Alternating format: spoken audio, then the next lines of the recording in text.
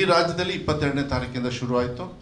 ಇವಾಗ ಒಂದು ದಿವಸ ಐ ಥಿಂಕ್ 25ನೇ ತಾರೀಕು 26ನೇ ತಾರೀಕು ಮಾನ್ಯ ಮುಖ್ಯಮಂತ್ರಿಗಳು ರಿವ್ಯೂ ತಗೊಂಡಾಗ ನಾವು ಕೂಡ ಅಲ್ಲಿ ಇದ್ವಿ. ಅದಾದಮೇಲೆ ಸ್ಪೀಡಪ್ ಆಗಿದೆ.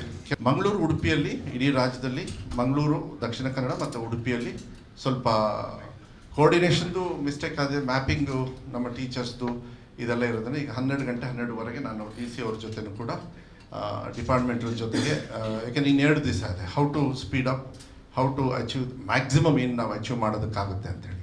ಅದರಲ್ಲಿ ಏನಾಗ್ತದೆ, ಸ್ವಲ್ಪ ಜನರಲ್ಲೂ ಕೂಡ ಗೊಂದಲ ಇದೆ. ಕೆಲವರು ಇಲ್ಲ ನಾವು ಮಾಡೋದೇ ಇಲ್ಲ ಅಂತ ಹೇಳೋದಕ್ಕೆ ಬರಲ್ಲ. They can reject it because option ಅದರೊಳಗೆ ಇದೆ. ಇನ್ನು ಮನೆಗೆ ಬಂದಾಗ they can tell no I don't want.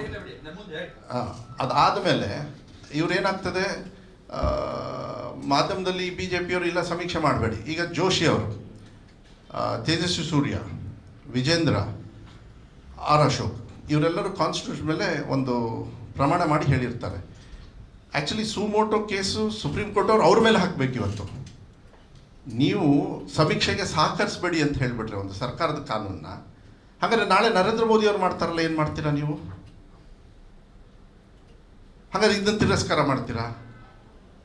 V welcome because we want, because ನಿಮಗೆ ಸ್ಟ್ಯಾಟಿಸ್ಟಿಕ್ಸ್ ಗೊತ್ತಾಗ್ಲೇ ನಿಮ್ಮ ವ್ಯವಸ್ಥೆಗೆ ಸರ್ಕಾರಗಳು ಯಾವ ರೀತಿ ನಾವು ಸಹಕಾರ ಮಾಡಬೇಕಿಲ್ಲ ಅಂದರೆ ಟೀಕೆಗೆ ಬರ್ತೀವಿ ನಾವು.